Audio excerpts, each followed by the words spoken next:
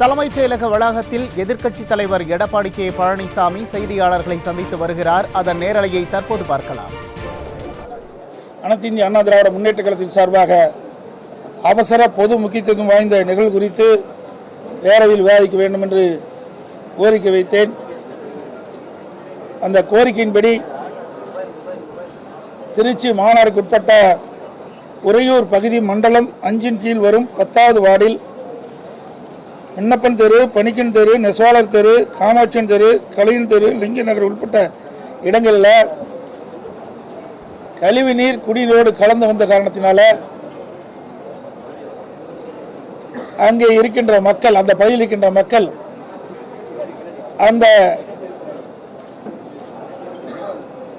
நீரை பருகிய காரணத்தினால்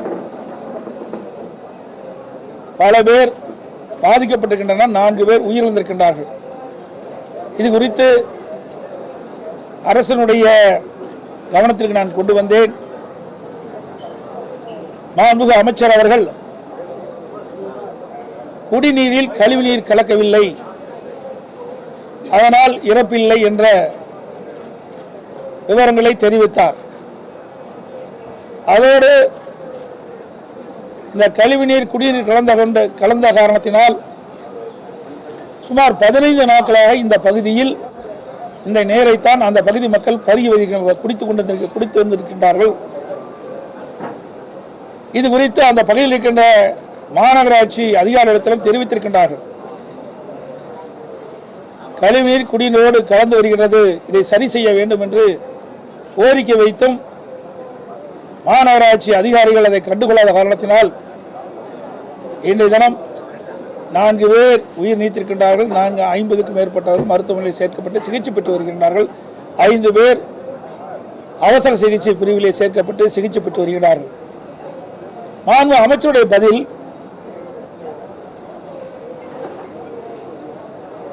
அந்த மாநகராட்சிக்கு அருகில் நடந்த திருவிழா, அங்கே சித்திரை தேர்விழா நடைபெற்றுக் கொண்டிருந்தது. அந்த சித்திரை தேர்விழாவிலே பிரசாதம், உணவு மற்றும் மோர், குளிர்பானங்கள் வழங்கப்பட்டதாகவும் அதை பருகிய காரணத்தினால் அவர்கள் வயிற்றுப்போக்கு ஏற்பட்டு இறந்திருக்கின்றார்கள். அதோடு அவர்களது ஒத்துக்காத காரணத்தினால் ஒவ்வாத பிரச்சனை காரணமாக அவர்கள் மருத்துவமனையில் சேர்க்கப்பட்டதாக தகவலை கொடுத்திருக்கின்றார். நாங்கள் கேட்பதெல்லாம், அந்த சித்திரை தேர்விழாவுக்கு இந்த பகுதி மக்கள் மட்டும்தான் சென்றாங்களா? பல்வேறு ஊர்களில் இருந்து அந்த சித்திரை தேர்விழாவில் கலந்து கொண்டிருக்கின்றார்கள். அவர்களெல்லாம் இந்த உடல்நிலை சரியில்லை என்று எந்த மருத்துவமனையும் சேர்க்கப்படவில்லை. இந்த குறிப்பிட்ட பகுதியில், உறையூர் பகுதியில் தான் 4 தெருவில் இருக்கின்ற மக்கள் இந்த கழிவுநீர் கலந்த குடிநீரை பருகிய காரணத்தினால் இன்றைக்கு உடல்நலம் பாதிக்கப்பட்டு மருத்துவமனையில் சிகிச்சை பெற்று வருகிறார்கள். ஆனால் அதையெல்லாம் மறைத்து மாண்பு அமைச்சர் பதிலளிப்பது கண்டிக்கத்தக்கது. சித்திரை தேர்விழாவுக்கு அந்த பகுதியில் இருக்கின்ற ஆயிரக்கணக்கான மக்கள் அதில் போய் கலந்து கொண்டிருக்கின்றார்கள். அங்கே கொடுத்த பிரசாதத்தை, குளிர்பானத்தை, மோரெல்லாம் குடித்திருக்கின்றார்கள். அவர்களுக்கெல்லாம் எந்த பாதிப்பு ஏற்படவில்லை. இந்த பகுதி மக்களுக்கு தான் பாதிப்பு ஏற்படுகின்றது. இதை இந்த அரசு மறைத்து தவறான செய்தி வெளியிட்டிருக்கிறது கண்டிக்கத்தக்கது. இதே போல 2024ஆம் ஆண்டு 4ஆம் தேதி சென்னை பல்லாவரம் அடுத்த மலைமேடு பகுதியில் குடிநீர் கழிவுநீர் வந்து கலந்து வந்தனால 30 பேர் வாந்தி, திடீர் வயிற்றுப்போக்கு ஏற்பட்டு 3 பேர் இருந்தனர். அப்போது அந்த பகுதியை சேர்ந்த அமைச்சரும் இதே கருத்தை தான் சொன்னார். வேண்டுமென்றே திட்டமிட்ட இந்த அரசாங்கம் அந்த அவருடைய ஆட்சியில் நடைபெற்ற சம்பவங்களை மறைப்பதே கொள்கையாக வைத்திருக்கின்றது. இது கண்டிக்கத்தக்கது. எங்களை பொறுத்த வரைக்கும் இந்த கழிவு நீர் குடிநீரோடு கலந்து வந்த காரணத்தினால்தான் அதை குடித்த மக்கள் பாதிக்கப்பட்டிருக்கிறார்கள். இந்த மக்கள் புகார் செய்தும் மாநகராட்சி அதிகாரிகள் இதில் கழிவுநீர் குடிநீர் கலப்பதை சரி செய்யாத காரணத்தினால் இன்றைக்கு இந்த நிலைமைக்கு மக்கள் ஆளாகின்றார்கள். அவர்கள் மீது உரிய நடவடிக்கை எடுக்க வேண்டும் என்று வலியுறுத்தி இருக்கின்றோம். அதோட நீங்க பாத்தீங்கன்னா இன்னும் சட்டமன்றத்தில் இதெல்லாம் குறித்து பேசிட்டு இருக்கும்போது முதலமைச்சர் சில கருத்துக்களை சொல்றார். இன்றைக்கு மக்கள் நல்வாழ்வுத்துறை அமைச்சர் மாணிக் கோரிக்கை நடத்துகிறது. நீட் தேர்வை பற்றி சொல்றார். இல்ல நீட் பல முறை விளக்கம் கொடுக்கப்பட்டது, உங்களுடைய தொலைக்காட்சி வாயிலாக கொடுக்கப்பட்டது, பத்திரிகை வாயிலாக கொடுக்கப்பட்டது, சட்டமன்றத்திலும் நான் இது குறித்து பேசியிருக்கிறேன். நீட் 2010 டிசம்பர் 21 நோட்டிபிகேஷன் வெளியிட்டாங்க. அப்பொழுது மத்தியில் காங்கிரஸ் தலைமையில் கூட்டாட்சி, திமுக மத்திய அமைச்சர்கள் இடம்பெற்றிருந்தது. அதுவும் திராவிட முன்னேற்ற கழக நாடாளுமன்ற திரு காந்தி செல்வர்கள் மத்திய சுகாதாரத்துறை இணையமைச்சராக இருந்த பொழுதுதான் இந்த நீட் தேர்வுக்கு ஒப்புதல் கொடுக்கப்பட்டு மத்திய அரசாணை வெளியிடப்பட்டது.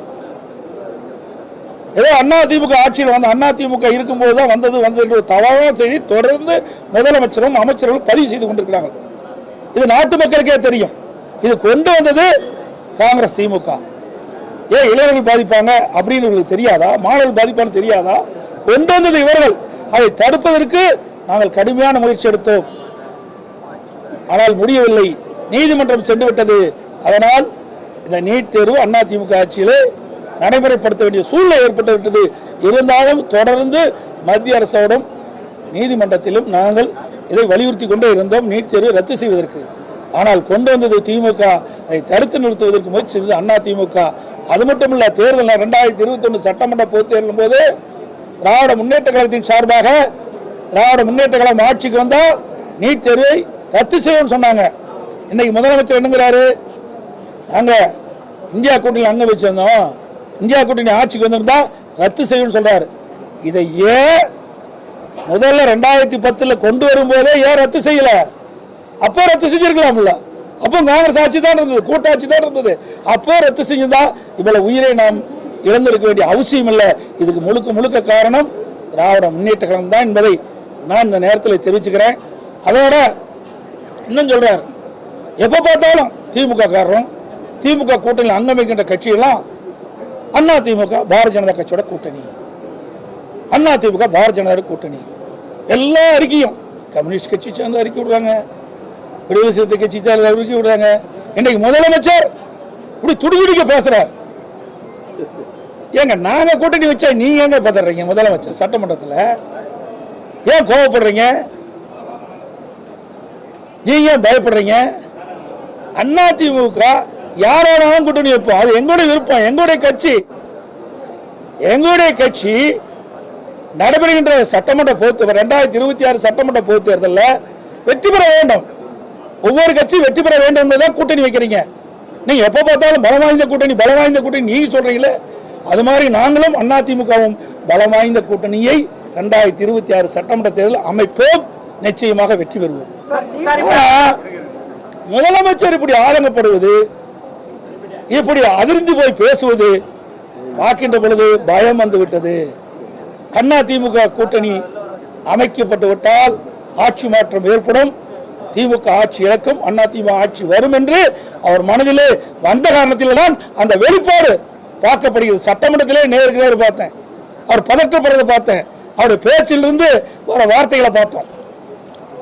அதிமுகவை பொறுத்த வரைக்கும் திராவிட முன்னேற்ற கழகத்தை அகற்றப்பட வேண்டும் என்ற ஒத்த கருத்துடைய கட்சிகள்லாம் ஒன்றாக இணைத்து வாக்குகள் சிதறாமல் நாங்கள் கூட்டணி அமைப்போம். நிச்சயமாக 2026 சட்டமன்ற தேர்தலில் திராவிட முன்னேற்ற கழக தலைமையில் அமைக்கப்பட்ட கூட்டணியை வீழ்த்துவோம். அதிமுக கூட்டணி ஆட்சி அமைக்கும், அதிமுக ஆட்சி அமைக்கும்.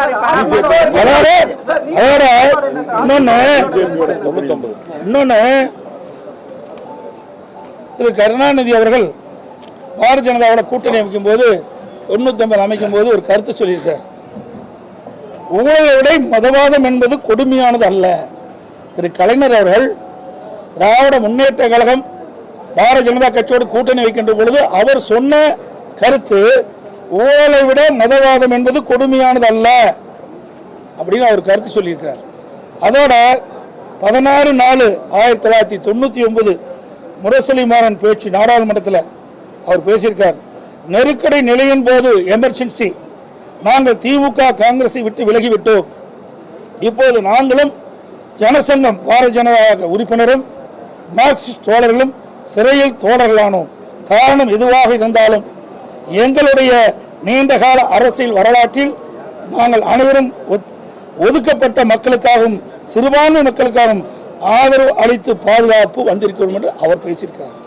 அதுக்கு அடுத்தது 23/6/1999 முரசொலி கட்டுரையில் திமுகவினருக்கு அந்த கட்டுரையில் தெரிவிக்கப்பட்ட கருத்து, சிறுபான்மை மக்களிடம் பாரதிய ஜனதா கட்சியை பற்றி ஒரு சந்தேகத்தை ஒரு சிலர் உருவாக்கி வைத்திருக்கின்றார்கள் என்பது உண்மைதான். பொய் பிரச்சாரம் செய்கின்றார்கள். அதற்கு ஈடு கொடுத்து அதை முறியடிக்க வேண்டிய பொறுப்பு திமுக இளைஞர்களுக்கு ஆகிய உங்களுக்கு உண்டு என்று தெரிவிச்சிருக்கார். அப்பெல்லாம் பாரதிய ஜனதா இவர்களோடு இணைந்து பணியாற்றுகின்ற பொழுது இனிச்சுது, இப்ப கசக்குதா? 1999 திராவிட முன்னேற்ற கழகம் பாரதிய ஜனதா கூட்டணி போட்டு வெற்றி பெற்று அங்க மத்தியில் ஆட்சி அதிகாரத்தில் இருந்தாங்க. அப்பொழுது திரு முரசொலி மாறன் அவர்கள் நோய்வாய்ப்பட்டு ஒரு வருட காலம் மருத்துவமனையிலே சிகிச்சை பெற்று வந்தார். அப்பொழுது இலாக்கால மந்திரியா வச்சிருந்தாங்க. அப்பெல்லாம் பாரதிய ஜனதா கட்சி இவர்களுக்கு நல்ல கட்சியா தென்பட்டது. இப்பொழுது அண்ணா திமுக பாரதிய ஜனதாவோட கூட்டணி வச்சா ஏன் வைக்கிறீன்னு கேள்வி கேட்கிறார் முதலமைச்சர். எப்பொழுதும் திராவிட முன்னேற்ற கழகத்திற்கு சாதகமா இருந்தா அதை பாராட்டுவாங்க, அவங்களுக்கு பாதகமா இருந்தா அதை எங்க மீது பலி சுமத்துவாங்க. இதுதான் வாடிக்கை. 11 மெடிக்கல் காலேஜுக்கு நீங்க ஒத்துக்கிட்டதுக்கே காரணம் இதுக்கு வந்து ஒரு டீலிங் உங்களுக்குள்ள இருந்துன்னு சொல்லி முதலமைச்சர் உள்ள பேசியிருக்காரு. என்ன டீலிங் உண்டு? திராவிட முன்னேற்றங்கள் எப்ப டீலிங் உண்டு? எப்படின்னா மேல ரெய்டு நடந்துட்டு இருந்தது, கீழ்த்தளத்துல அறிவாலயத்துல மேல் தளத்துல ரெய்டு, இன்கம் டேக்ஸ் ரெய்டு, கீழ்த்தளத்துல கூட்டணி அமைச்சிட்டு இருந்தாங்க. அது அவங்களுக்கு பொருந்தும். சார் நீட் விவகாரத்துல என்ன முடிவு எடுக்க போறீங்க சார்? மத்திய அரசு வலியுறுத்துவீங்களா?